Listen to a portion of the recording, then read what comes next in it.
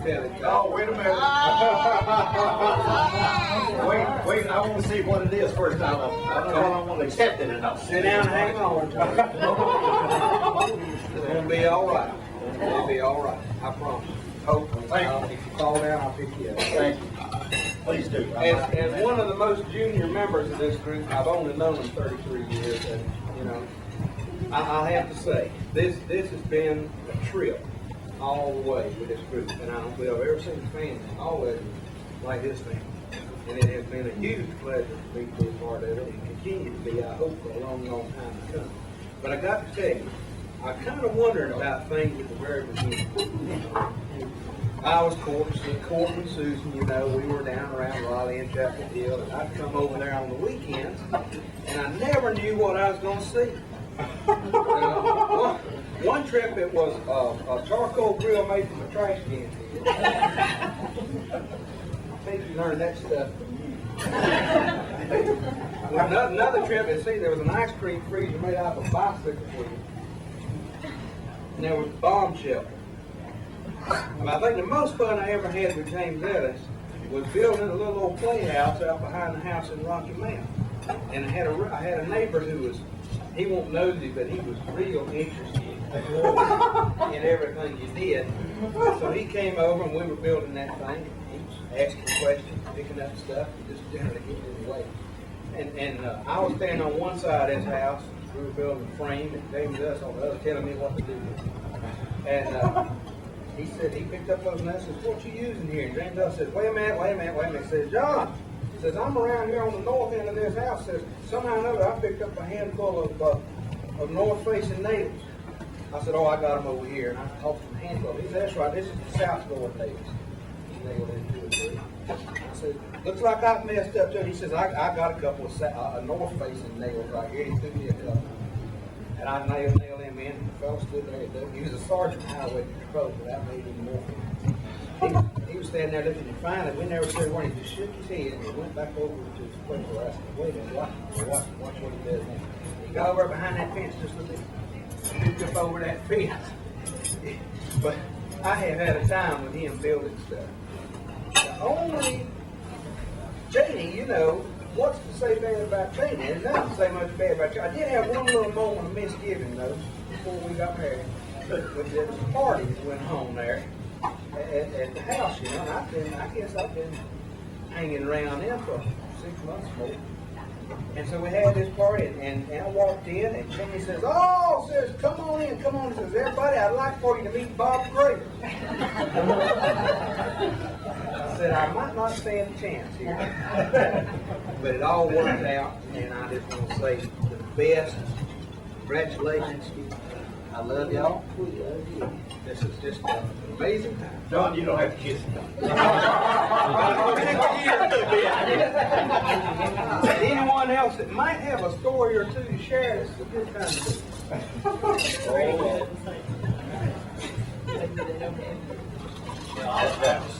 do it.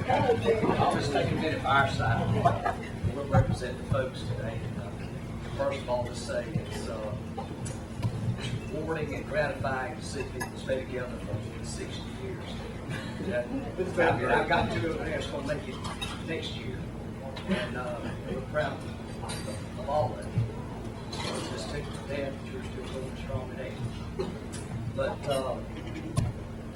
when I was little growing up, I probably did more with Sue and Larry and Amy on the north. That's what we call it on our side. Probably anybody else in our family, it seemed like every summer we got a chance to go to their house. It was just a treat to get on the bus up on the range force, right down there from Royal Hall to Henderson on the bus. And then it seemed like we had an event every year to see that I was getting the hot pepper or take the creosote. I was getting that all over me, burned up for that. But I guess the one thing that surprised me about it when I was maybe a senior high school, maybe not quite a senior high school, between my junior and senior year. They took them to the World's Fair. And Annie and Oklahoma, Susan, Larry, and I went up there. We went to the World's Fair and enjoyed that. And the New York Mets baseball stadium was right across the subway from the World's Fair. And here we are, a bunch of small town North Carolina people that had never been anywhere. And I got the schedule and said that the Mets were going to play the Dodgers over there that time. So I talked to Andy, I'm going to say, can I go to the ball game? And Larry was talking about, yeah, he wanted to go. I said, well, I'll take Larry, we'll go to the ball game. I would have never bet in my life they would have turned us loose. You won't see it no older than we were by ourselves. Larry, you could have been more than about 12, 13. I didn't borrow it. And this was like a night game, and World's Fair closes, and we had to catch the train or the bus one back out to New Jersey where we stayed with Bernice over there. And so they cut us loose, and we went over there and watched the Mets play the Dodgers. We were just thrilled, because Chaney wasn't that old. The Mets had been up there about 2 years.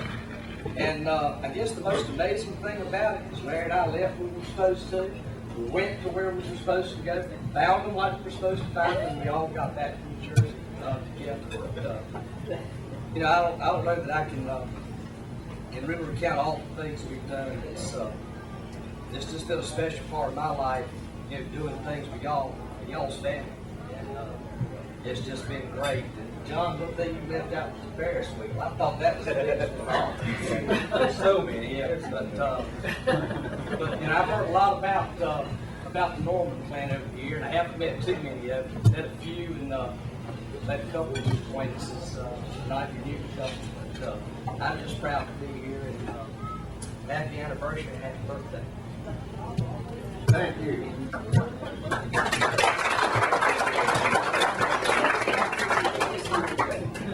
Give me a kiss. Maybe we can take turns, but I thought I was the only person who got to come to Henderson. And now I hear you got to go on the bus too. See, they made everybody feel so special, but they let the Normans come to Henderson in the summer also, and I happen to be the one person.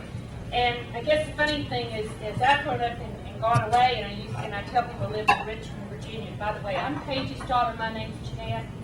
This is my husband Skip and Craig. This is my son Craig, and my other son is in Richmond being a lifeguard today and tomorrow and Monday. Hello, everybody. But I got to tell you that I really did not know that you let the other side come to visit you like me come. So now I know the other part of the story. But I think all those times when they would take you to Raleigh and get on the bus to come home or vice versa were one of the biggest. You want to do this first? Y'all gonna sing happy birthday or what? Happy birthday to you. Happy birthday to you. Happy birthday to us. Happy birthday to you.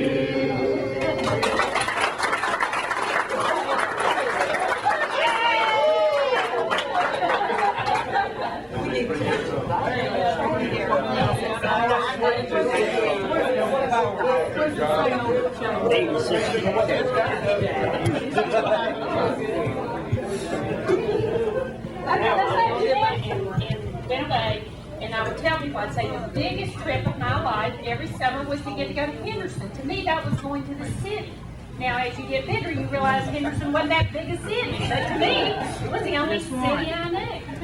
Now, just to tell you a little bit about a couple things. My mother used to always say, though, after Daddy and us went down to visit, we go back and she'd go, why can't you be more like James Ellis? Why can't you be more like James Ellis? Because every time you had some new contraption you had made. Or some new invention. I guess an invention is a better word. You know. I was right the first time. As a little girl, I think to me too, I thought going into the bomb shelter, that was probably the thing that made the biggest influence. I mean, I remember Chaney's all of her cans of food down there. I thought, boy, they could stay down here a long time if they couldn't get out. But equally as important, remember, I got to come to Henderson. Well, Larry got to come to the country. And Larry, I know that why Larry went into agriculture right out of college was because of those really great experiences in the country. But if you could have seen his face, he was like at Ozzy and at the tobacco barn when the rest of us were working. This was supposed to be his time in the country. Like I played dogs with school when I went to Henderson. When he came to East Bend, he had to work tobacco. So I couldn't ever figure out why when you graduated from college that you went into agriculture after having to work in tobacco when you came to see us. Basically, we had a lot of fun memories, and I appreciate your letting me come to the city every summer. Thank you very much. We enjoyed having you.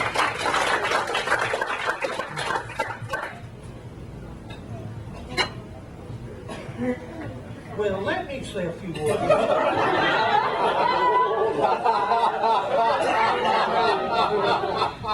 I recognize you, James Ellis, better than anybody else. He been a good brother, and he's put his life out in front of me at all times. Some of the things, small things, you don't ever forget. He come over to my dad one day. He said, I got to have a bunch of eggs to sell. I said, well, we can get plenty of eggs. We go down to the barn. I climb up in the high log, pitching the eggs out to him, and he was catching them, putting them in the basket. He come that last egg, I ran back on him. He called me. Why? I thought,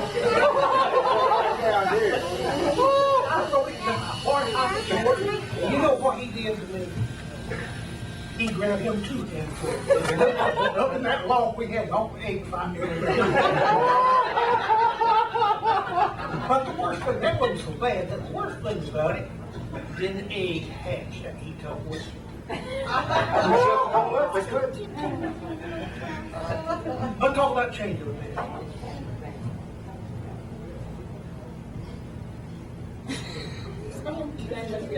Oh, we were towing a boat one time down there behind the barn, and barrel hadn't been open for a couple of years, probably laying down on $2.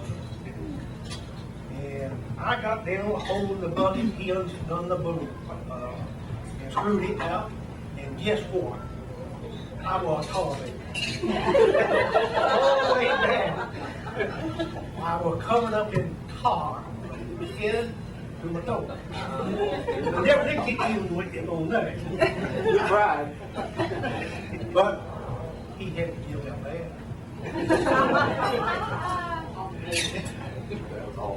Chaney, you never worked on her.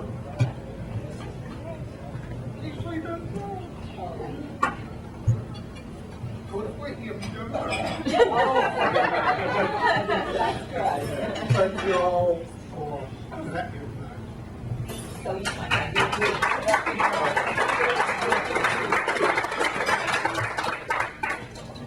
See, I know you've got something to say.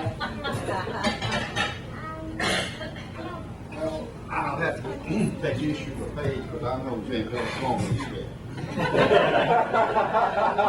I guess Merkel's the only one who just knows it longer than I have. I started going to Royal Hall the same time James Ellis did. In fact, I might have come a little bit before he did. We did, didn't we? Didn't we, Ruth? I don't know. Ruth don't remember me. I was going to see her at the same time James Ellis was going to see Chaney. And my daddy got a 29 Ford one time. And we didn't have any, James Ellis wanted to go see Chaney at Royal Hall, and he didn't have any way to go. So we went over and asked my dad if we could take that 29 Ford over there, and I couldn't drive. I was old enough to drive, but I hadn't learned to drive yet. And James Ellis drive it over there. So we went over there several times in that. And I don't remember how I got the car home previously, but this particular night we stopped there on the dirt road in front of James Ellis' house. I said I'd drive it home. So I went down that road with, you know, how a model Ford jump when you start off. I went down the road just to lope it. James Ellis told me next day, said I laid down in the road and just lagged at you. That's just about there. And then James Ellis had a I think Chaney is to be admired. Anybody can live with him for 60 years. James Ellis had a A model Ford one time, and there's 16 of us started from Winston-Salem to the movies on Saturday night with it. I want you to know we pushed that car up every hill between here and Winston-Salem, between Winston-Salem and East Bend, and then going back home. I heard a fellow tell a story the other day that sounded a little bit like that. Said these two fellas come out and wanted to visit their friend in Ohio, and said they had an old car that didn't have any motor in it. So they pushed it out to the side of the road and tied a rope to the front of it and stood out there. And said the next car that come by tied that rope to his and took it to the next town. And they pushed it out the edge of town. Said they got all the way to Ohio, spent a week with their friends, and got it towed all the way back home. James Ellis, you remember the time we took that A model Ford out on the Stillman's Pond? Winter in 1940, the river got the highest it's ever been, and the river froze over, which is where you could walk across it on the ice. The ice is froze real thick on Stillman's Pond, and I'd expect there's 25 or 30 of us out there, and James Ellis drove that T model Ford out on that pond. And we were out there, and all of a sudden we heard, and we all really hurried to get that back. Anything else I need to tell? Oh, now who is this fella that used to make, we hear so much about him, never right, that makes so many of these crazy inventions? Y'all were telling about all these things James Ellis had made. Who is that fella we hear? They mentioned him a little bit, but I don't know what his name is. Anyhow, when James Ellis was growing up, he had a Ferris wheel built out in his backyard between two trees. He had taken a rod and put it between those two trees, and he had a big long 2x4 on each side of it, and put that through the middle, had a seat on the bottom and the top, and you go around on that Ferris wheel. You remember that, Gail? Yeah, I remember that. Sure she does. Well, I don't know if anything else. CA, there's one of those Ferris wheels in Larry's backyard right now Is that right? that he made. Well, that's great. Anyhow, we want to congratulate you on reaching 80. 80 is not near as old as it used to be. Right. But that's 60 or something, isn't it? Yes, it is. And I appreciate being included in all these kinfolks. Thank you. It won't take me long. I'm not as long-winded as Norman's, even though I've been around now. About 38 years ago, this past Christmas, I believe, Christmas Eve, I married Linda, and I don't know, 4 o'clock in the afternoon, I knew we were supposed to go on a honeymoon, but I hadn't thought anything about it, so we took off driving and wound up down in Oxford, North Carolina, and finally found a little motel there, still open. Of course, all the restaurants were closed Christmas Eve, and these people felt sorry for us, and they opened up the kitchen there and got us some little black-eyed peas and something.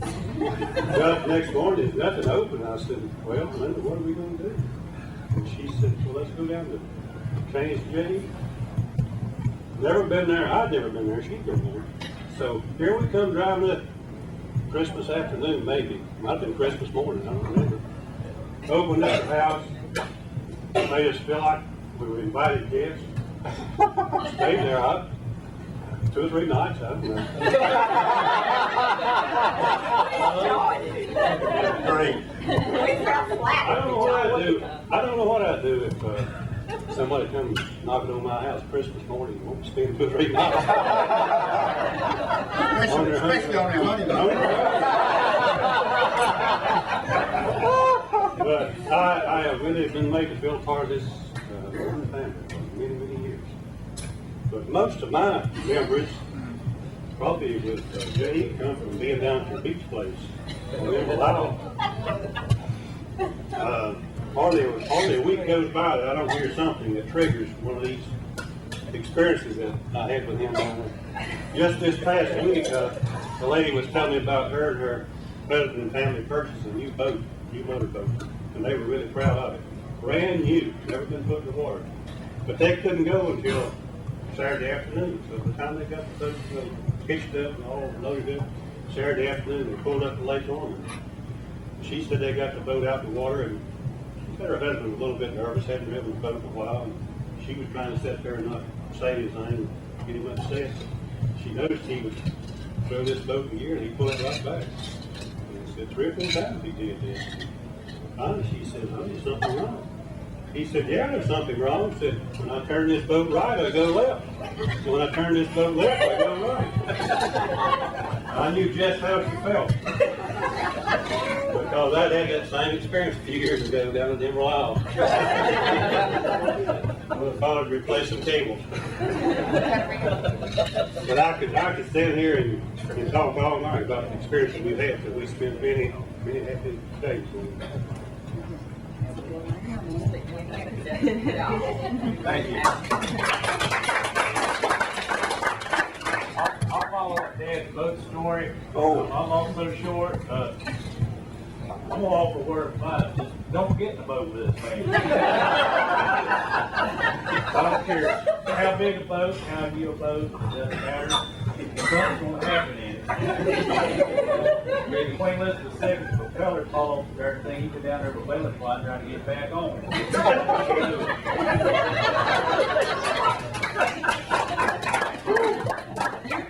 But I still like you though.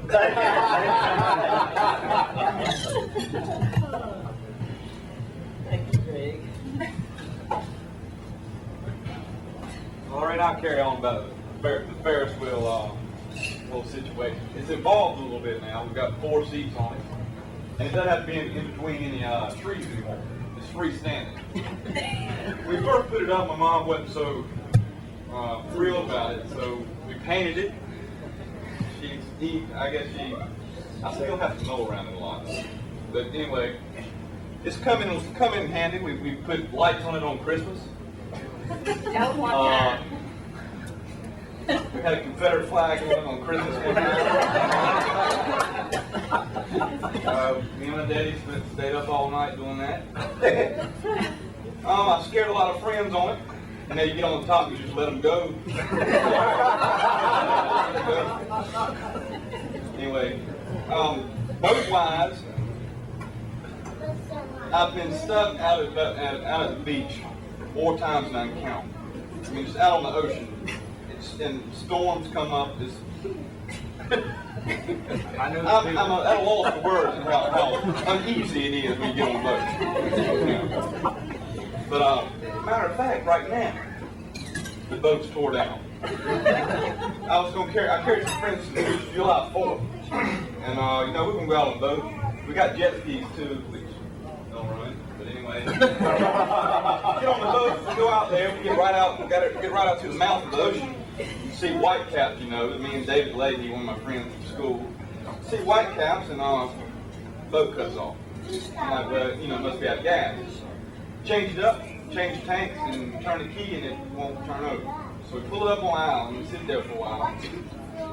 Finally, we sit there for about 45 minutes as we're going out on the jet ski, and come back, and it cranks right up. So we're going to go on back while we got a chance. And we get about 50 feet from the harbor, from where we're going, from the ramp, and it cuts off again. I mean, this is grinding, cutting off. I'm like, my dad's going to kill me. But anyway, we get it pulled up there, and I'm telling him what it is, and the boat's probably what? It's 200-300 years old. 25. No, seriously, how old is that boat? That boat's 20 years old. 20. older than I am. I'm not old. I mean, I can't compare to. It used to be my boat. When it got useless, I gave it to them. Well, and see what he does is he runs it up on shore and gives it to us. But anyway, we're carrying the boat home. We get it loaded up. Carrying the boat home, get maybe 20 feet from the driveway, and the tire starts wobbling. I mean, and before he's had a trailer that's just collapsed down the road, I thought we were going to drag it in place. The hub falls off. Got to get that repaired. Well, anyway, he fixes that. Fixes that, and my dad tells me he's going to carry it to the boat place. Anyway, I'm at home. My dad tells me that You won't believe what happened in the boat trip. First of all, the boat motor's not going to be fixed. Anyway, not going to believe what happened. There's a long bridge like 3 miles long up there. Evidently, he had gotten right up on the bridge, and a tire blew out or something. Anyway, a tire blew out. So he's sitting there holding up traffic, and all the time, we get home. Susan, my mom, John, they're like, please just let the boat go, buy a new one. They don't like, there's still hope. On the Faulkner, I believe I can get it fixed. You know, a couple $100. Boat's worth what, 50? Anyway, carry the boat down to Faulkner. And like I said, it's like 20 years old. And he, of course, evidently, he practically stole it from the man. He paid. The boat's been running for like 8 or 10 years, that motor, right? Anyway, he probably paid like $200 for it. It's 115 old turn engines. Anyway, walks up there and he says, hey, Faulkner, I got a bad news for you. He's like, what?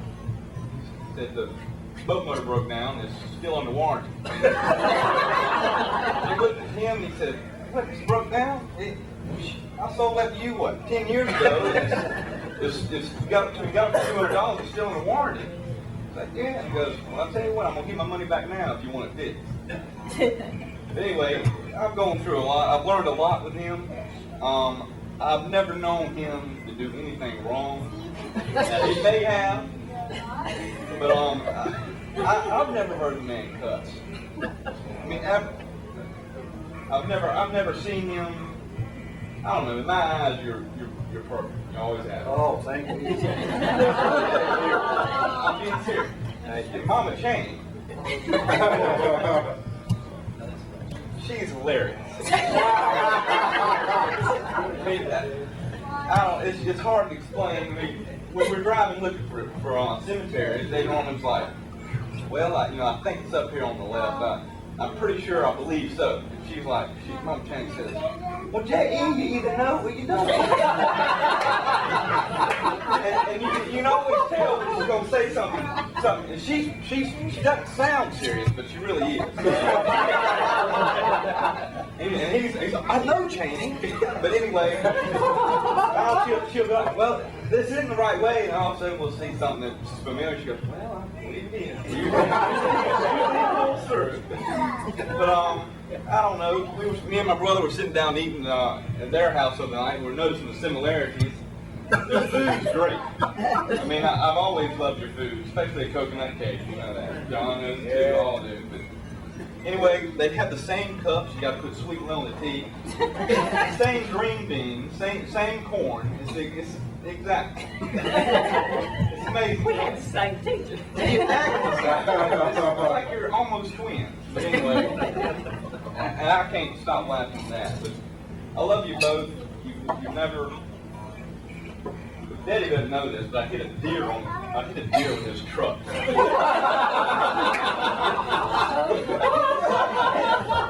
were home and the deer ran inside of it. Now the truck's about as old as the boat. But hit it inside, and I was terrified of my dad when I didn't tell him. I finally broke the news to him. Well, it naturally takes a 2x4 and pops it out, and you can't even tell it. I could go on for hours. So, and he pulled out jumper cables that were like 3 feet long, made a little wire, and jump started the boat off one time from another battery. Just amazing stuff done. But anyway, back to your cooking. It's great. I love you more than anything. We love you. I can't even express how much I love you. Thank you for everything you've done. Thank you.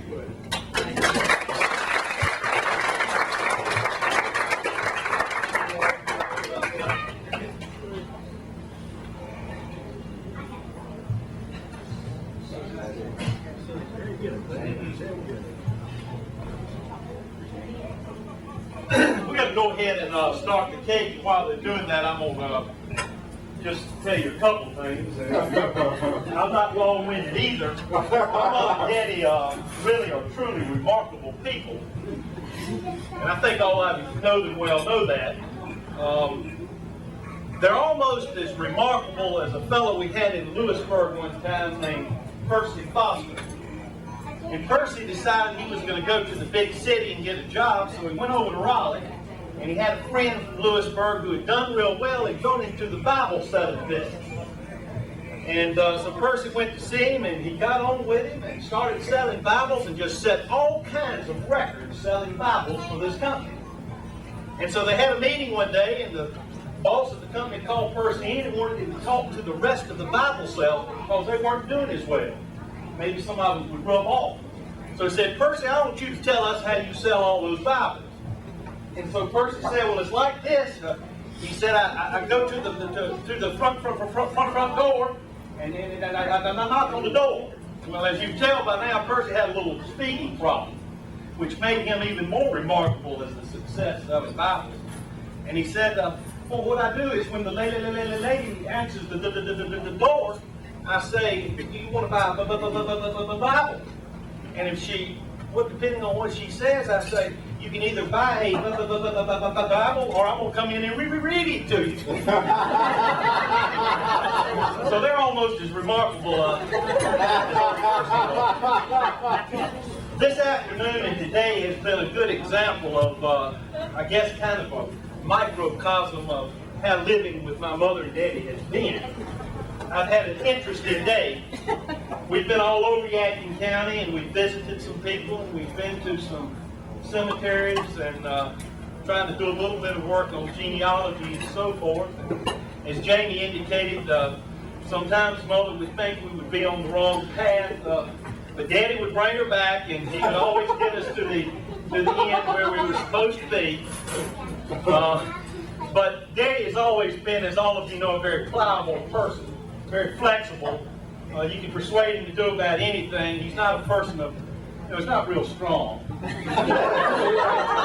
He can change his opinion about things so easily. Always been that way. But I guess really that has been the most remarkable thing, is my mother and father have been kind of like oak trees. They've always been consistent and steady, and they've always provided certainly a good example for me, and I think a good example for my sons. And I've always been thankful for the fact that they've been that way. They've been consistent Christians, consistent people, and they've always had a lot of feelings for young people. Back when I was about 8 years old, a couple 3 years ago, in our neighborhood, we didn't have a lot to do. But when I was about 8 years old back in 1960, we were like most kids. We didn't have much to do around town. We'd ride bicycles and that kind of stuff. So what does Daddy do? He goes out and he starts a swimming club and a swimming pool. So we had a swimming pool. He builds a Ferris wheel in the backyard, so we have that to do. And my sons now have a Ferris wheel and he's built in their backyard. I guess he is real consistent. He had one when he was young, and I had one, and now Jamie and Blair have one.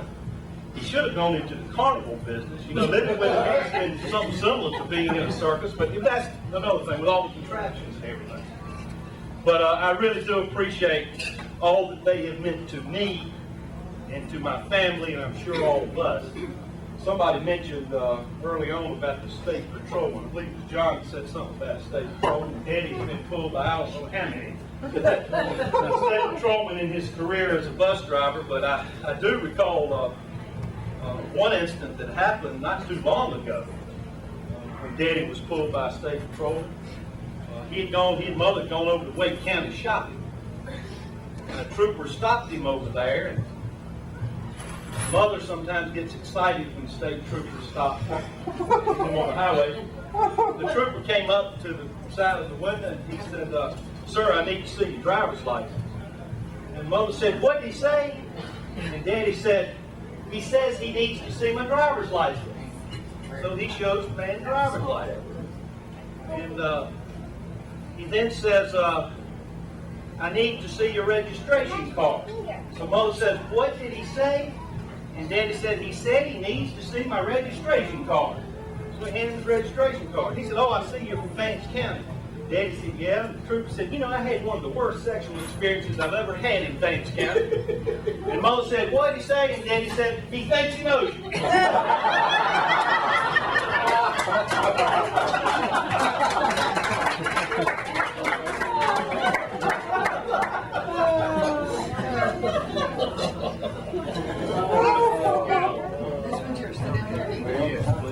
Let me add a word or two to this. Claire's gonna say something. There hasn't been a moment in my life we haven't had a meeting. Any part of anybody's life.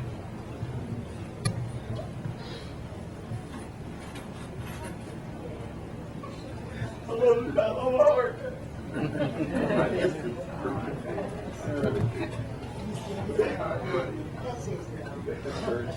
He helps every man that he can. If he has the ability to help you do it, no matter what. It's the same way. I love y'all all my heart.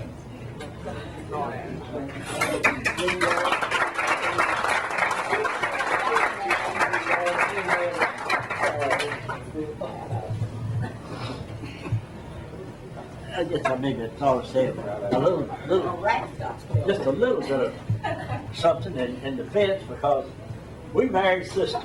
And as you found out here, they must have been twins because they do everything just about alike. We have compared. It's the same way at home, same way at home, same way at home, and so we've enjoyed it. Been in this family now almost 60 years. We're going to be 59 coming up and Christmas Day. But I can tell you a lot of things that would just be an addition to what has already been said about him.